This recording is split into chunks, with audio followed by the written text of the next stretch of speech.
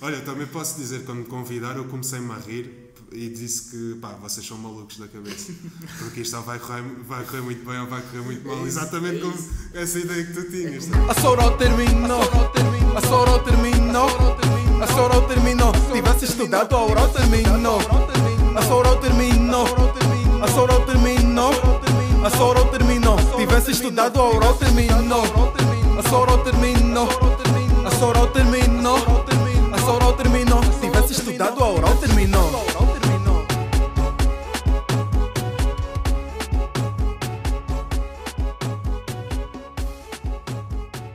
Hoje temos connosco um algarvio, crescido em Tavira, foi presidente de mesa da RGA e teve um mandato muito bem preenchido, diga-se, Mais nada. com o fecho da Faculdade à Mistura. Jogou no Olhanense e no Belenenses, foi treinado pelo treinador que venceu o último campeonato nacional de futebol, Sérgio Conceição. Verdade. E como já puderam entender, o nosso convidado de hoje é o João Tavares. E pá, por onde é que a gente vai começar? Porque isto é mesmo muita coisa e muita história para contar. Então, vamos embora, pá. O que é que almoçaste? O que é que eu comecei? Eu começo sempre pelo almoço. Eu gosto muito dos grelhados ali do velho, mas hoje foi ali uma saladinha. Saladinha, Para claro. ficar mais. A época futebolística está aí, agora a segunda parte do campeonato. Agora por acaso acabou ontem, mas Acabou ontem, pronto. acabou ontem. Já lá Mas, vamos a isso.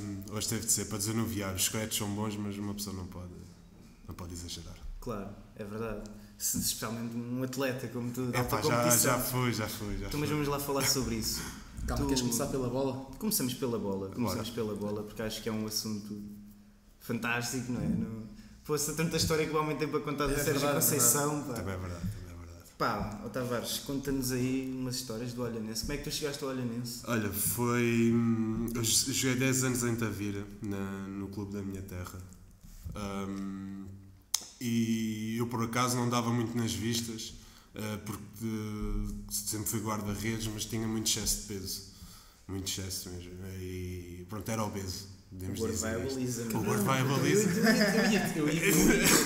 Eu ia dizer esta Rouba-te a merda. punchline. Eu ia dizer esta merda. Estou chateado, vou-me embora. Puto. E entretanto, ali a partir dos 13 anos, não sei o que é que se passou, comecei a crescer, já era grande, mas comecei a crescer muito mesmo.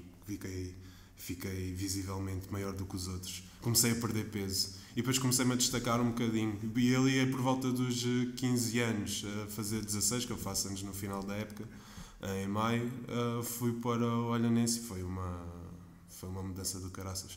Porque basicamente eu estava a jogar na Distrital do Algarve e de repente vou treinar ao Olhanense e eles estão a dizer, olha, já tens bom corpo, vais começar a treinar com os séniores. E de repente o miúdo estava ali a jogar nos juvenis, na Distrital, numa semana a seguir já está a treinar com os séniores, primeira liga na altura. Foi uma mudança por acaso muito... Que idade é que tinhas? 17? Tinha acabado de fazer 16. Exato, juvenis, claro. Tinha acabado de fazer Isso 16. foi em que época já agora? Epá, aquele 2009, ano... 2010.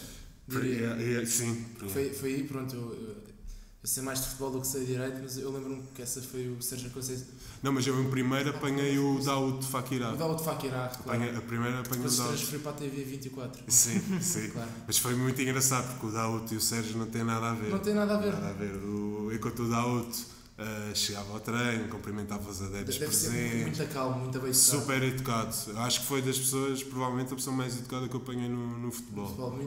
Parece um grande senhor. Não, mas isso é. Ele por acaso merece estar na TVI e na SIC a comentar. Espera receber bem porque é uma pessoa que merece Muito tudo. calmo. Mas é muito estranho. O último clube que treinou em Portugal há ter sido mesmo o Olhanense. Foi. Eu não sei o que é que se passou. Eu acho que ele ainda esteve fora. Não sei se foi em Moçambique ou assim. Talvez. Ele Tenho essa ideia, por acaso. ele teve fora. Mas não sei o que é que se passou. Ele, como pessoa, era excelente. Depois tinhas o Sérgio também. Claro que é boa pessoa. É diferente. Mas chegava ao treino, não passava cavaco a ninguém. Cara cerrada e era sempre a esgalhar. Quem é que treinou mais no Olhanense? O Abel Xavier, chegaste a saber? Também, eu uma semana antes de entrar para a faculdade, ou seja, de começarem as aulas, já sabia que tinha entrado, não é? Fui treinar com o Abel Xavier, que era na época em que ele dizia que tinha de falar 7 línguas no treino. Não era bem verdade, mas... e lembro-me que cheguei ao balneário. entretanto a malta já tinha, a malta de Olhanense já sabia que eu tinha entrado para a Faculdade de Direito, mas ainda havia alguns zunzuns que os treinadores séniores e a malta da direção queria que eu ficasse lá. Então fui treinar fui treinar com o Abel, e foi engraçado que eu chego ao balneário, como eu já era tão conhecido ali no balneário dos séniores. O capitão da altura era um senhor que era o Rui Duarte. Ele chegou lá, chegou ao pé de mim e disse: João, tu és da casa, diz-me onde é que queres equipar. Isso, para quem não sabe, no futebol, tu quando és mais novinho, quando és calor, por assim dizer, tens de ter muito cuidado onde te sentas. Balneário. No balneário, no autocarro.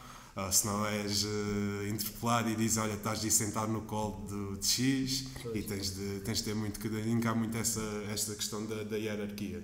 Ele disse: olha, podes-te equipar aqui ao meu lado, não sei o quê. Ele era o capitão. Eu agradeci-lhe, mas fiz questão de equipar-me ao lado do Ricardo, o herói de 2004 e 2006 também um bocadinho, apesar de nós não termos chegado à final. E assim foi. Comecei a falar com o Ricardo, também uma pessoa espetacular. Aquilo que dá para ver dele é também super educado, meteu-me logo à vontade, e foi assim, já tinha alguma moral lá dentro do sistema. Por acaso, nos momentos em que partilhaste com o Ricardo, perguntaste-lhe porque é que o gajo saiu tão mal naquele canto? Deu-me vontade de dizer, mas depois lá está, eu também tinha de perguntar porque é que se passou na cabeça dele para tirar as luvas. Sim, então para não chegar a esse tema também não quis perguntar ainda ontem falei sobre essa questão das luvas com o meu irmão. Desculpa, Chico. Força. Eu acho que em toda a história de Portugal, imagina, tens a malta dos descobrimentos, pronto, mesmo com eles no sítio. Exatamente. Agora, imagina, Ricardo tirar as luvas, por acaso defendeu, mas se não tivesse defendido era só o maior parvalho. Era só ridículo. Era só ridículo, mas o gajo Mas lá está, isso é que é a questão de ser aquela linha entre ser maluco e às vezes ser um bocadinho, parvo.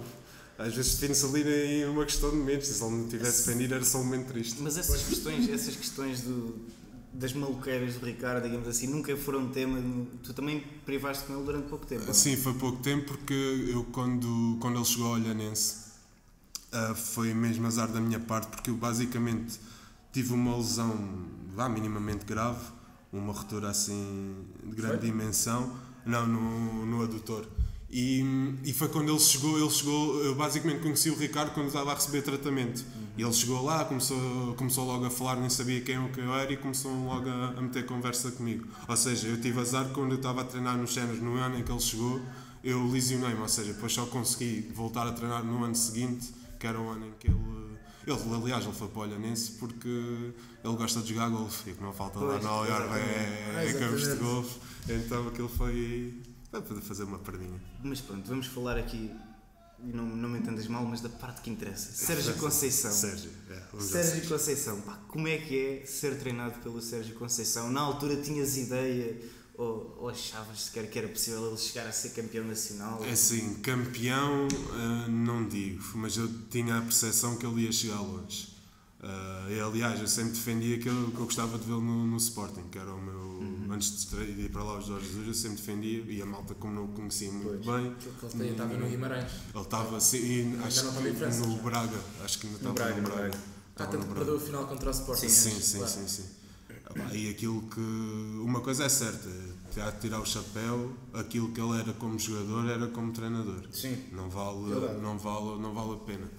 Eu lembro-me uma vez quando eu fui fazer o estágio com os séniores em Montechor, no Algarve. Eu lembro-me que ele cancelou um treino e estava visivelmente chateado, porque basicamente ele estava a apostar num miúdo que vinha dos Júniores e a direção vendeu para a Inglaterra sem ele saber. Podes dizer o nome do jogador? É o Edinho Júnior. O Edinho? Não, mas era. Não é esse Edinho. Não, mas o nome é estranho. O Edinho é o outro?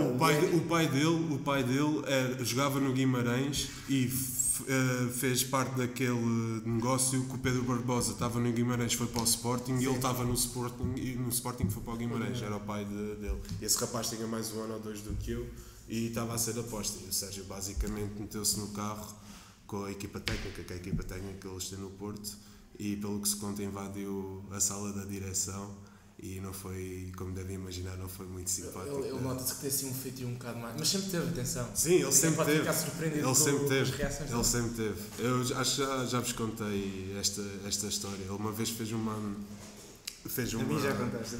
Fez uma coisa comigo que ficou-me na ideia e é para a malta perceber porque é que os jogadores deles correm o triplo ou o quádruplo do resto. Eu no primeiro dia em que cheguei ao estágio, nós treinávamos de manhã e à tarde e depois do segundo treino fomos jantar, normal lá no hotel, e o nosso quarto ficava no nono andar. Então jantávamos no resto do chão, tínhamos de apanhar o elevador. A equipa técnica ia toda à frente, entram no elevador e começam a dizer: olha, há espaço para mais um. Mas os jogadores ninguém queria entrar. E claro, quem é que sobrou para o mais novo, para o calor, já se estava à espera. E eu entrei, eu já na altura tinha, passa a redondância, tinha a altura que tenho hoje, tinha aí 17 anos, e fiquei frente a frente com o Sérgio. Ele ficou a olhar para mim com um ar muito sério, a abanar a cabeça, e disse: pá, realmente, a sacana do miúdo é muito grande. Ouve lá, eu com respeito, diga, mister, ainda não tinha reparado. E aquilo para mim caiu-me. Eu acho que nem dormi naquela noite só a pensar naquilo que ele tinha dito. Fiquei muito chateado. Eu pensei: não tinhas reparado que eu tinha quase 2 metros, então mas conversa é essa? Alguma coisa se passou. Ou seja, era a forma de ele me estar a picar. No treino seguinte, acaba o treino, ele quer fazer um exercício de finalização e ele diz: epá, sem defesas, e se o guarda-redes mete só um miúdo que é para os avançados ganharem confiança. Bem, eu já estava escaldado daquilo que ele tinha dito na noite anterior. Eu disse: então está bem. Bem, eu posso dizer, eu não gosto muito de estar aqui a gabar, mas posso dizer que eles tentavam me fitar, eles tentavam rematar no ângulo, tudo e mais alguma coisa eu ia defender tudo. E no final do treino eu estava completamente estafado, porque aquilo era julho no Algarve, 40 graus, treinar 2 vezes por dia, estás a imaginar. E treinos de Primeira Liga. Eu lembro que estava no chão já quase a destilar de tanto esforço. Ele passa por mim com um sorriso muito sacana, não me diz nada, mas lançou-me um olhar do género: consegui-te picar, que é aquilo que ele quer. Mas ele nesse aspecto assim, de motivação, os jogadores deve ser de topo, digo eu. Tanto que eu sou do Porto, pronto. Portanto, eu nos últimos 2 anos. Eu nos últimos 2 anos, pronto, passei 4 anos a ver navios, pronto. Mas agora nos últimos 2 anos, o que é facto é que o Sérgio fez, ele pronto, com um plantel que não era assim nada de extraordinário, também não era assim tão mau. Sim. Mas o que é facto é que ele conseguiu pôr Maregas desta vida, Brahimi, sobretudo Brahimi a correr, com aqueles feitiozinhos deles, sim. assim a jogar de uma forma consistente. Tu aí vês, e a questão, tu quando és treinado assim numa equipa de um nível maior, é muito difícil tu para seres treinador, tens de gerir. Aqueles que são titulares é fácil gerir, mas a grande vitória que tu consegues é o banco, e a malta às vezes nem sequer é convocada. Porque se essa malta estiver bem, vai obrigar que os outros que estão a jogar não fiquem a dormir à sombra da bananeira. Então ele fazia isso muito bem. Tu tens o exemplo, não é qualquer treinador que encosta ao Casilhas. Pois. Claro. Isso é mérito. E antes dos jogos, tu acreditavas, não sei, é que ele dava um discurso, tu acreditavas que tinhas 3 metros de altura, corrias 20 km no jogo se fosse preciso, e tu acreditavas mesmo que eras bom. Ele fazia-te mesmo acreditar. Ele conseguia, basicamente, era tirar o melhor de ti. Muito pela raça que ele passava. Mesmo os jogadores que às vezes eram um bocadinho mais moles, menos agressivos, ele conseguia passar essa vontade toda que ele tem. E o resultado está à vista. Uma questãozinha que agora me vem à cabeça: tu és guarda-redes, a tua posição era de guarda-redes. Tu foste treinado pelo Diamantino Figueiredo. Eu pensava que vocês não iam chegar lá, mas pronto, claro. Eu já sei quem é que veio a seguir. Claro. Para quem não sabe, Diamantino Figueiredo foi o membro da equipa técnica do Porto que deu bateu num adepto do Sporting com uma medalha de segundo lugar na final da Taça da Liga. Isso ele também era assim meio, digamos, na mesma onda do Sérgio Conceição. Ele está bem para o Sérgio. Aliás, ele era a única pessoa que, quando o Sérgio veio para o Olhanense, o Sérgio trouxe uma equipa com ele, mesmo o treinador do guarda-redes. Ou seja, não sei se foi imposição do clube ou não, mas o Diamantino Figueiredo tinha de ficar. Ou seja, podia haver algum problema com eles, visto que ele não fazia parte da equipa inicial do Sérgio, mas eles deram-se logo bem. E realmente o feitiozinho, o Figueiredo também jogou futebol, foi guarda-redes do Vitória Setúbal, no Belenenses, na Primeira Liga. E ele basicamente, eu não tenho razões de queixa dele, ele tratava-me, apesar de ser muito rígido, ele tratava, posso dizer que ele chegava a abrir o estádio do Olhanense só para me treinar. Sério? Como é que o estádio do Olhanense já agora é o José Arcanjo. Mas hoje em dia é uma sombra daquilo que já foi. O Olhanense com muita pena de futebol. Já. É porque aquilo não tem, o Olhanense infelizmente não tem a força que o Farense tem em termos de adeptos, por exemplo. Claro. E o Portimonense também. E o próprio Portimonense. Olha, apesar de tudo, é uma cidade. Não é muita gente. Não é. Mas na altura nós beneficiávamos do Farense de ainda estar a recuperar. Estava para aí na terceira. O Portimonense não estava na primeira. Pois não, mas faltava pouco. Sim, em 2010 já estavam na Primeira Liga. Em 2010 já estava? 2010, 2011. Ok. Mas pronto, ainda estava ali um bocadinho no vai não vai, na segunda, e então o Olhanense era que se destacava. E ainda por cima nós nos júniores também estávamos na Primeira Liga, e isso parecendo não era um chamariz, toda a gente do Algarve ia lá treinar, quer fosse os júniores, porque tinha sempre aquela ideia de ir aos cenas. Infelizmente é um clube que não apostava muito na formação. Quem é que foi assim a maior promessa com quem tu jogaste e que hoje em dia até se safa bem? Mas da minha equipa ou de outras? Da tua equipa e de outras. Posso tentar, eu agora vou estar em erro se calhar, mas o Salvador Agra é da formação? Não é da formação. Mas foi para lá muito jovem. Mas ele foi muito jovem para lá. Se calhar conviveste com ele. Sim, muito tempo. Porque ele chegou lá muito cedo, eu acho que ele ainda chegou antes do Sérgio chegar. Eu lembro-me de ter visto um jogo dele, ele muito novinho, muito rápido, tipo, até eu disse, lembro-me, se calhar disse. Tipo, mini Messi, tipo, muito pequenino.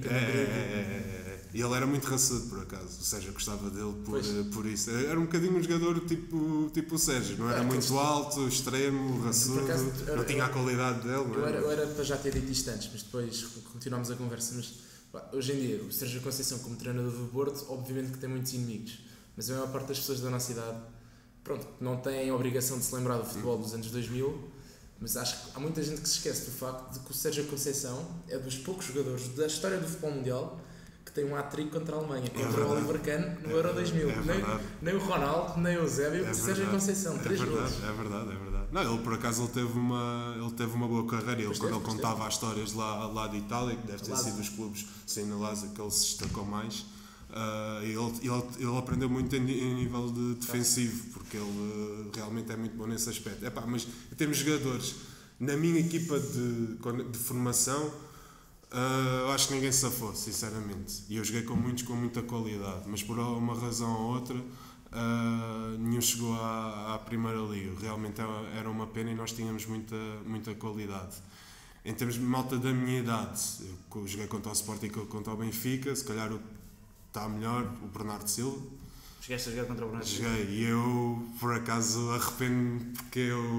Mandaste empate? Não mandei, por acaso não. O resumo está na internet. Infelizmente eles não meteram muitas defesas minhas, mas meteram algumas. Perdemos 2-0, não foi muito mal no Seixal. A questão é, quando eu vou entrar para jogo, a malta do Olhanense era toda malta grande também. Já éramos júnior, já era normal, já era malta com físico, e o Benfica também tinha muita malta, os defesas que eles agora têm, o Ferro, o Rubén Dias, e eu quando vejo o Bernardo Silva ali no meio, ele realmente parecia o iniciado no meio dos júniores. Eu não o conhecia, eu pensei, coitado do rapaz, ele não vai conseguir fazer nada no meio destes cavalões.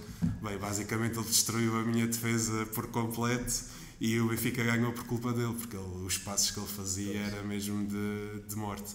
Então acho que foi... Mas joguei com outros, o Gelson, o Mané, malta dos séniores, o Jardel, do Benfica, o André Pinto, do Sporting. O André Pinto jogou no Olhanense? Jogou no Olhanense. O Wilson Eduardo está no Braga, pronto, também esteve ligado ao Sporting. E apanha bons jogadores. O Wilson Eduardo, e agora isto, provavelmente devo acabar por cortar isto, mas marcou um golaço ao Sporting.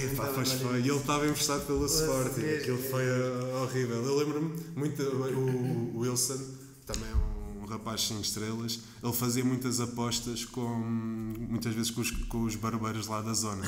E ele tinha o hábito de marcar aos grandes, mas não era só o Sporting. Ele marcava aos 3 grandes. Eu lembro que um amigo meu, que é lá o meu barbeiro de Tavira, ele na altura estava a trabalhar em Olhão, e um dia ele chegou muito chateado a pé. Fiz uma aposta com o Wilson Eduardo, eu acho que era contra o Benfica ou contra o Porto, mas basicamente eles apostaram uma garrafa cara de whisky, se ele marcasse já não me lembro se era o Porto ou o Benfica, mas que fosse. Ele marcou e ele fazia muito essa brincadeira das apostas, ele safava-se muito que ele marcava muito aos 3 grandes, por acaso. Olha, João, tu viveste o futebol português, és das poucas pessoas que eu conheço que pode dizer, eu sei o que é o futebol português. E claro que, pronto, há 7, 8 anos, acho que o paradigma mudou. Hoje em dia o futebol português consegue ser pior daquilo que era há 8 anos. Sim, a nível de tensões, confusões e histórias, pronto, menos boas. Mas qual é que é a tua ideia pessoal do futebol português? Quer a nível, por exemplo, da formação, que já vimos que não é perfeita em Portugal, apostas em jovens não costumam resultar, mas a nível de ambiente, o futebol tem assim uma dimensão muito suja ou não? É daí que eu tenho de fora, atenção. É sim, eu acho que hoje em dia um dos principais culpados do futebol estar como está, claro. Digas Pinto Costa. Não, o Pinto Costa, isso já está inerente, não é? Mas é muita questão dos empresários. Eu vivi isso quando estávamos na primeira divisão júniores do Olhanense. Nós não recebíamos porque éramos júniores e mesmo assim já estávamos ali a ver, havia uma história que eu até hoje não percebo. Apareceu lá um brasileiro que nunca tinha jogado futebol, só tinha jogado futsal, e entrou titular na nossa equipa, assim, do nada, com 2 ou 3 treinos. E aquilo realmente fazia muita confusão, porque ele já não era nada demais.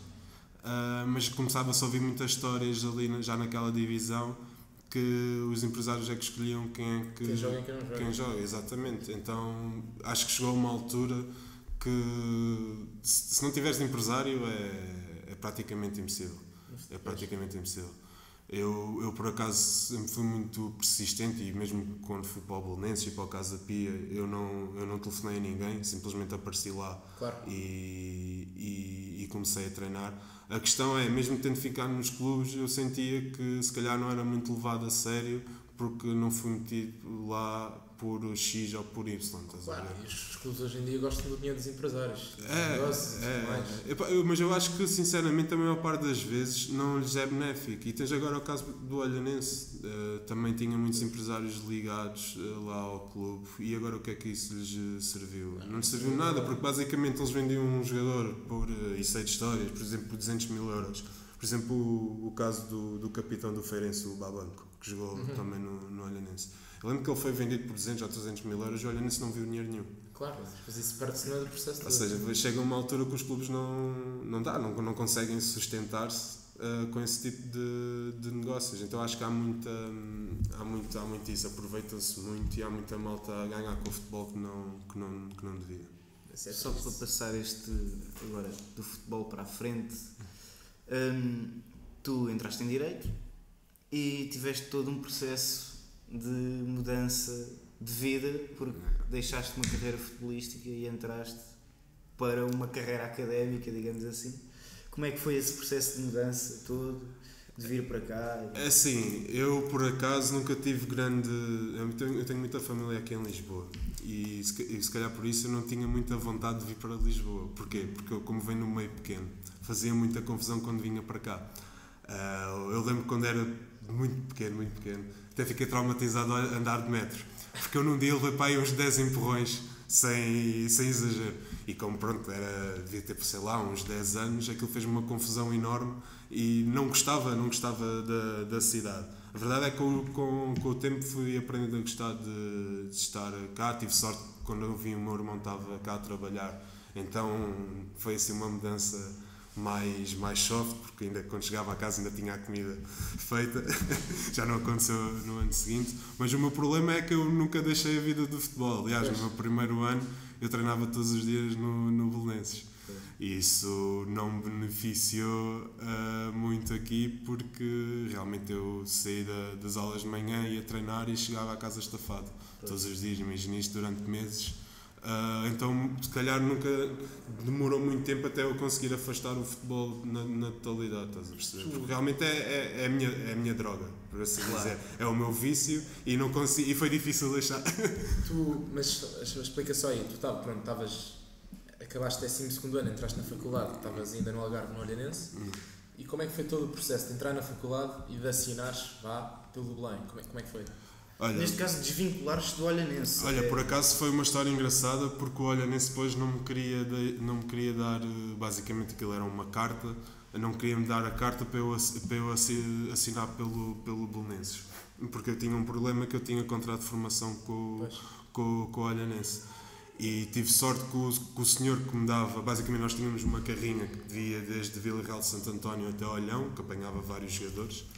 E o senhor da carrinha, o condutor, como gostava de mim, fez-me um favor enorme de entrar pela sala da direção adentro e a obrigar que o presidente ou o diretor desportivo assinasse o papel para eu poder jogar no Belenenses. Ou seja, até hoje ainda falo com esse meu amigo, que é o Amando, já tem idade para ser meu avô, mas foi um bocadinho complicado. E a questão também era...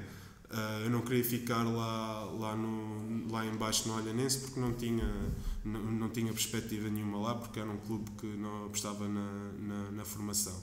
Depois eu escolhi o curso um bocadinho à pressa, porque eu não tinha muita noção do que é que estava, mas o curso pareceu-me o mais interessante. E qual era o problema? Não tinha direito no Algarve. E acho que ainda já há direito no Algarve? Acho que há numa privada em Portimão, mas não tenho a certeza. Mas acho que existe, já existe. Mas mesmo assim, ir para Lisboa ou Portimão é quase a mesma coisa. Portimão ainda são 100 km da minha casa. Então pensei, inicialmente eu queria ir para Coimbra. Eu queria ir para Coimbra porque tenho lá um amigo meu que também tirou direito. E pelas histórias que ele contava, acho que era mais a minha cara. Se é que me entenda. Mas depois, como o meu irmão estava cá a trabalhar, os meus pais disseram: não vamos pagar uma casa em Lisboa, eu tenho em Coimbra, paga-se uma para os dois. Eu lembro, se eu estiver a falar muito, digo. Eu lembro que quando cheguei aqui a Lisboa não conhecia ninguém. Na primeira semana de aula estava mesmo à toa. Cheguei atrasado à praxe. Cheguei, já era para aí quase meio-dia, porque eu fui tratar do passe e dessas coisas, não sabia como é que isto funcionava. E nos primeiros dias andava até um bocadinho sem muita companhia, mas não estava muito preocupado, porque sabia que... Isso aparece eventualmente. Exatamente. Depois, entretanto, comecei a conhecer a malta e foi muito grande. Nunca me senti assim muito afastado, porque também não pensava muito nisso, porque sabia que ia fazer amigos, e depois também tinha a sorte de ter dezenas de amigos da vida que vieram para cá estudar, porque lá está, muitos cursos não existiam lá em baixo, então a malta fugia um bocadinho para aqui. Sim, para Lisboa. E há muita malta algarvia cá na faculdade. Isso é. Abraço a todos os algarvios. Abraço. Agora vamos dar aqui um calma, não mude já. Deixa-me só perguntar, tu, estudando aqui em Direito, Campo Grande, e treinando no Belenenses, tu, desculpa a descrição, onde é que tu moravas? É que apesar de tudo é grande esticão. Sim, eu tinha a sorte de viver mesmo aqui ao lado da faculdade. Eu vivia ali ao pé do estádio do Sporting. Mas como é que tu ias de transportes para lá? Ia. Era um problema, porque ia para o Cais, do Cais apanhava um autocarro. É complicado. E perdia mesmo muito tempo, ou seja, enquanto eu treinava, eu basicamente perdia tanto tempo a ir para lá como a treinar. Demorava 1 hora e tal a ir para lá, treinava durante 1h30, 2, e depois demorava mais 1 hora e tal a ir para casa, ou seja, perdia o dia era completamente perdido, mas lá está. Mas pronto, agora sim vamos dar um tal salto no tempo. Tu foste primeiramente candidato a presidente de mesa da RGE e falaste aqui com o nosso amigo Braga. Essa história, é verdade. Agora vais contar isso. Como é que o nome surgiu assim na reunião e tal? Isso já foi há algum tempo. Eu lembro-me do dia, foi no Muro do Novíssimo. Exatamente, porque disseram logo que tu andavas sempre no Novíssimo. Por acaso, eu lembro-me que estava com o nosso amigo, o Chico Gomes. Chico Gomes, olha, agora tenho de ir embora. Então, pronto, e depois aparece o Tavares com mais alguém, que já não sei quem que era. Havia uma segunda pessoa. Não, já não sei quem era. Era o Gonçalo? Não, eu só me menti, na verdade. Por acaso não me lembro. É que fiquei-me tipo, por acaso foi muita atenção, porque tu desde então nunca te esqueceste do meu nome. Pois não.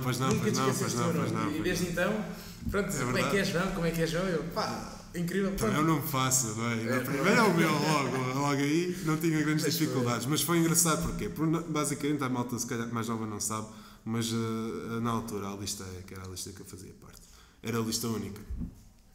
O que vou-vos ser sincero, se calhar não fica muito bem, mas ainda bem que éramos lista única. E a malta agora que está nas listas sabe o problema que é andar aí a trabalhar para ganhar umas eleições. E eu basicamente, como não tínhamos adversários, eu tentava fazer um bocadinho de rivalidade dentro da própria lista. Eu, todas as reuniões, a malta dizia e não consegui, estou a receber vários nãos. E eu, na brincadeira, dizia, olha, a mim, todos os convites que eu fiz, toda a gente disse que sim. Não sei o que é que se está a passar. Então, entretanto, nós fechámos a mesa praticamente toda e faltava um lugar. E já não me lembro quem é que mencionou o nome do João. Eu não conhecia, mas falaram bem de ti. Era mesmo do primeiro ano. Sim, estavas tenrinho. E eu, cheio de confiança, pensei, ninguém me disse que não vai ser agora. O rapaz do primeiro ano vai me dizer que não. Eu fui falar com o João, simpático, tudo tranquilo. Foi muito bacana. Foi cordial. Sim, eu também tentei ser. Mas percebi logo que não estavas com muita vontade. O tempo passou e eu continuei fora. Sim. Já não se pode dizer o mesmo do Francisco, mas enfim, isso são histórias para outros dias. Mas fiquei um bocadinho do género. Não, obviamente não fiquei chateado, mas cada vez que olhava para o João pensava, lá vai aquele rapaz que me deu a nega. Mais ninguém deu. Eu guardei esta história até este momento. Queria juntar-vos aos dois e saber. É verdade. Mas eu acho que o João arrepende-se. Imagina, eu não digo que me arrependa, porque eu, apesar de tudo, eu tenho a minha vida fora da faculdade, dentro da faculdade, e eu, por acaso, isto não serve de justificação, mas como eu venho todos os dias de Cascais, também a história do comboio e do metro, que é 1h15 para lá, outra 1h15 para cá. Eu sei o que passas, agora também estou a viver longe. Não, é complicado. Depois eu pensei, faculdade, mas esta história, eu fiquei mesmo. Não é por falta de vontade, mas eu simplesmente não quis fazer com que isso fosse, na altura, até mas fizeste bem, também era o teu primeiro ano e é muito fácil tu. Às vezes não aceitas as coisas e não sabes para o que é que é. Tens bem noção. Exatamente. Mas eu, por acaso, isto aqui, o chiquismo, até o nosso amigo João, eu tenho assim um feitiozinho. A vulga merda, pronto, assim, chatei-me, às vezes exalto. A vulga merda nunca tinha ouvido essa expressão, por acaso. Que eu por acaso, mas eu sou presunçoso, eu até acho que podia dar ou um muito bom presidente de mesa ou um presidente de mesa terrível, porque eu sou maluco. Portanto, ficavas com uma mesa que era assim, tac a tac com a equipa técnica do Sérgio Conceição. Exatamente. Pronto. Ou seja, o que não faltava era a experiência para gerir isso. Olha, eu também posso dizer, quando me convidaram, eu comecei-me a rir e disse que, vocês são malucos da cabeça. Porque isto vai correr muito bem ou vai correr muito mal. Exatamente como essa ideia que tu tinhas. Eu sou um bocado de Sérgio Conceição, às vezes assim como feito meio impulsivo. É que e aqui eu gato imenso, sempre fui. Eu e Chico já nos conhecemos já há algumas histórias atrás. É que, e tu apanhaste então assim um período da faculdade, não digo, pronto, assim, sui generis, mas não foi um período propriamente tranquilo. E aí aqui eu tiro-te o chapéu, não estás de chapéu, mas tiro-te o chapéu. Obrigado. Porque tu a controlar ali à vontade 300 a 400 pessoas, em média, por RGA. Às vezes mais, infelizmente. Não, felizmente, claro. Mas lá está, acho que a volta a perceber. Não é para qualquer um isso. Sim, não foi fácil, mas eu por acaso demorei muito tempo a aceitar o convite. Aliás, a malta já nem estava muito confiante que eu ia aceitar. E eu basicamente aceitei, não é muito bonito dizer isto, mas que a minha amiga a Rita é que disse, vai para lá porque eu sei que vai ser muito diferente. E eu basicamente disse, se a malta e a malta mais próxima de mim, quando eu contei, achavam, vai para lá porque aquilo acho que vais fazer uma coisa diferente. E eu deixei-me levar um bocadinho porque eu também, lá está, tinha um bocadinho de receio, na altura também estava com ideias de fazer Erasmus. E a verdade é que aquilo rouba-nos um bocadinho de tempo e rouba-nos a paciência e é sempre, apesar do meu ano pré-campanha ter sido super tranquilo, volto a referir. a verdade é que também não foi muito fácil para mim, e acho que se vocês que foram às RGAs viram, eu era um bocadinho transparente mais às vezes. A malta quando falava eu não gostava, porque aquilo que diziam eu achava que não fazia sentido, eu fazia caretas, mas é que eu não conseguia evitar mesmo. Também, há alguns momentos, perdi a cabeça, nomeadamente na RGA teve 600 ou 700 pessoas a seguir ao fecho, porque foi realmente, imagina que é o Anfiteatro 1 sem espaço para mais uma pessoa. Pois. O calor, eu lembro. O calor. Qual é que foi a mais marcante já agora? A mais marcante para todos os efeitos, eu acho que foi aquela que deliberámos o fecho. Que o Gonçalo anunciou. Sim. Eu acho que essa aí foi a que mudou o paradigma das RGAs, porque para já teve muita malta a ir. Isso foi que é no Anfiteatro 2, não foi? Foi no 3. Eu já estava um bocadinho escaldado porque não me queriam dar uma sala. E deram o Anfiteatro 3 para aí a 1 hora antes da RGA. Então eu já estava assim um bocadinho mais nervoso. E realmente, quando vem aquela decisão, acho que já era um bocadinho expectável que aquilo ia a votos. Pela quantidade de malta que votou e que votou a favor, eu acho que a malta percebeu, ok, se calhar nós ainda podemos mudar um bocadinho. Se calhar na prática não mudou assim tanto, mas houve Já falamos disso. Já falamos disso, mas houve uma decisão, eu acho que senti e vi muita malta que entrou antes de mim, malta que já estava em mestrados e tudo mais, que foram à RGA e vieram falar comigo e realmente eu dizia, nunca tinha visto isto é histórico, foi uma decisão radical para todos os efeitos e a malta estava lá, o anfiteatro também cheio, como era a panagem. Uma pequena curiosidade também que me surgiu, disseste que não te queriam atribuir uma sala. Eles já sabiam o que é que ia acontecer? Eles digam-se... Sim. Eu acho que já tinham a percepção. Já se falava, naquela altura eu tinha havido a espera, a malta não estava contente, já se falava muito nos corredores. E realmente foi um problema darem uma sala. Eu acho que isso ainda só resultou da forma que não queriam que resultasse. Ainda acho que a malta, porque eu contei a história, lá está, precisava desabafar, contei a história e a malta percebeu que realmente estávamos a ser ali um bocadinho, ainda por cima o Anfiteatro 3, não sei se vocês já tiveram lá uma hora aula ou assim, aquilo parece que estás no fim da faculdade. Este tempo tenho lá práticas. Tens lá práticas, estás a ver? Já tive lá práticas, por acaso. Parece que estás ali no fim da faculdade, um cantinho de... Eu lembro para cá, fun facts aqui para descontrair. Eu lembro-me da primeira vez que me atribuíram o Anfiteatro 3. Primeiro ano, eu não sabia onde é que era aquilo, tive à vontade, tive 25 minutos à procura, na altura disse caguei, e não fui à aula. Eu só tinha lá no primeiro ano uma optativa ainda por cima, ou seja, aquilo... Que é banda escondida aquilo é muito, até um bocadinho sinistro, se quer. Então, mas tu achas que continuando, achas que o fecho da faculdade foi efetivamente histórico, ou foi só uma mera eventualidade que não resultou em nada e que nos atiraram poeira para os olhos e nós comemos? É assim, eu acho que eu também sou um bocadinho suspeito para falar do fecho da faculdade. Eu acho que o problema não foi o fecho. Eu acho que o fecho, minimamente, nós conseguimos o que era a nossa mente, que era, tínhamos em mente, que era a cobertura televisiva. Acho que se falou bastante nesse acontecimento. Eu acho que o principal problema aqui dos alunos, de Lisboa sobretudo, é que são muito permissivos. E a seguir ao fecho, eu acho que a malta não soube não soube continuar a bater o pé. Porque basicamente a seguir ao fecho há uma RGA em que se propõe, vindo da direção da faculdade, através dos conselheiros discentes, propostas de regulamento em que nenhuma cumpria o regulamento, e a malta quis votar aquilo. Pois.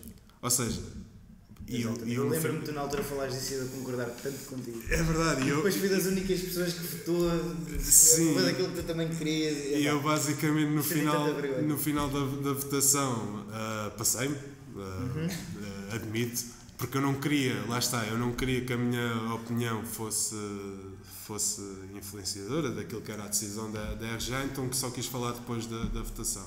Eu disse, se queriam fazer um protesto como deve ser, era a abstenção em todas as propostas. Pois. Isso é que era o verdadeiro protesto. Porque basicamente aquilo que nós não demos continuidade a um ato radical, que é... Da resistência. Sim, exatamente. Nós não sabemos dar continuidade. E a verdade é que, se acho que mudou alguma coisa, eu acho que pelo menos mudou no sentido em que as pessoas perceberam, ou muita parte do corpo docente, que nós até nós, sendo permissivos, temos um limite. Estás a perceber? Eu acho que da forma tão descarada que o regulamento era violado, acho que não vai acontecer num futuro tão próximo, apesar de continuar a ter problemas e tudo mais. Mas de forma tão descarada, eles perceberam, ok, é melhor também não esticarmos muito a corda. Bom, para terminar, tenho aqui uma Já perguntinha. acabou? Não, está a acabar. Não sei se o Braga tem mais alguma coisa a dizer, mas eu tenho aqui uma pergunta que tenho mesmo de fazer. Faz. Dia da contagem dos votos. Estavas lá em cima. Em quem é que te apetecia dar um banano? Olha, a questão era quem Mas não... podes dizer à vontade que nós metemos um pi. Não, não precisam pôr pi. Deixa ver, quem é que me apetecia dar um banano? Eu lembro-me de haver malta a tocar na mesa, que eu não queria que ninguém tocasse na mesa. Lembro-me também. Que eu na altura já não olhava a caras, eu já estava a mandar vir com toda a gente. Eu lembro, por exemplo, houve malta da Tuna que depois no final veio-me pedir desculpa, porque eu basicamente houve uma altura que eu digo quem falar.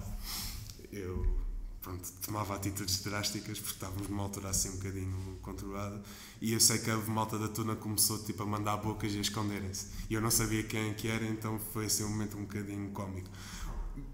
Pessoas que me apetecia bater, é assim, o problema não foi as pessoas que me apeteciam bater, o problema foi a pessoa que sofreu. Quem sofreu no fundo foi o João Pinto Ramos. E o João Pinto Ramos é a pessoa mais calma desta faculdade. E o que é que aconteceu? Chegou uma altura em que alguém molhou os votos com cerveja. Ali 5 ou 6 votos. Molharam com cerveja. E eu, basicamente, comecei a perguntar, de forma um bocadinho agressiva, quem é que tinha posto ali a cerveja. Como ninguém respondeu, eu dei uma palmada na cerveja e, por azar, foi bater no João. Eu pedi-lhe tantas desculpas, porque o João é a pessoa... o João é a pessoa que menos merecia e foi a pessoa que sofreu, coitado. E o João, eu pedi-te 1000 vezes desculpa e peço-te outra vez. Pelo menos era copo plástico. Era copo plástico. Era copo plástico. Eu não lembrava dessa parte. Nunca é bom levar com jola. Nunca é bom, porque para já é pecado estar a desperdiçar. Não, fica tudo pinhenho. O cheiro. Cola e o cheiro, é verdade. Não, e realmente senti-me muito mal. Logo no momento eu percebi-me que realmente estava a ter... acho que aquilo o João representa o que é a simpatia e ser tranquilo. E foi o rapaz que sofreu no meio daquela confusão toda. João, tens alguma coisa a acrescentar? Até teria, mas não, eu assim derrompante não consigo lembrar nada, mas com certeza seria algo que vê com futebol. Estás à vontade, pergunta o que quiseres. Quem é que é a maior personagem do futebol português para ti e com quem tu conviveste? Olha, eu acho... Resposta rápida. Bruno Veríssimo, vocês não sabem quem é que é, mas eu vos explico. Basicamente o Bruno era guarda-redes do Olhanense, era dos capitães e era guarda-redes e era de Tavira como eu. E eu basicamente era um bocadinho protegido por ele no balneário devido a isso. Como eu era o mais novo, vinha da mesma terra, tinha a mesma posição, eu lembro-me que ele estava sempre a ajudar-me e realmente é a maior personagem. E porquê? Porque enquanto toda a gente levava na cabeça, por exemplo, do Sérgio Conceição, era o único que não levava. Ele estava num patamar acima, tu basicamente entravas no balneário e a parede tinha uma foto enorme da cara dele a festejar a subida para a primeira divisão. Ou seja, tu sabias quem é que mandava no balneário. Posso contar uma história, isto se calhar, não levem a mal, são conversas de futebol e basicamente no estágio, ele tinha mesmo muita piada, no estágio do Olhanense, como os jogadores mais gozões, o Ivanildo, o Jander, assim, malta mais zona, começou a dizer por 100 mil euros que era capaz de estar sexualmente com o roupeiro do Olhanense. E aquilo começou a percorrer a mesa, nós estávamos a jantar e toda a gente dizia: ei, 100 mil euros, nem por 1 milhão, e outros diziam que era pouco dinheiro, enfim, que cada um sabe de si. E eu lembro muito bem que o Bruno vinha a passar e o Vanilo perguntou: Bruno, estão aqui a perguntar se por 100 mil euros tu eras capaz de ir estar com o roupeiro, que chamava-se Tomé, por acaso. Era engraçado que era um senhor já assim de certa idade, ou seja, merecia respeito. E ele disse a resposta mais engraçada de sempre, foi, enquanto toda a gente estava a recusar a proposta, ele, num ar muito sério, muito rápido, disse: por 100 mil euros até lhe chamava de amor. Pronto, é isto. Muito obrigado. Obrigado, a sua oral terminou. Obrigado. Portei-me bem. Achaste muito bom. Foi fantástico, adorei. Achas? Gostei muito. Ainda bem. Gostei muito. Obrigado. Agora vamos a para o velho um bocadinho.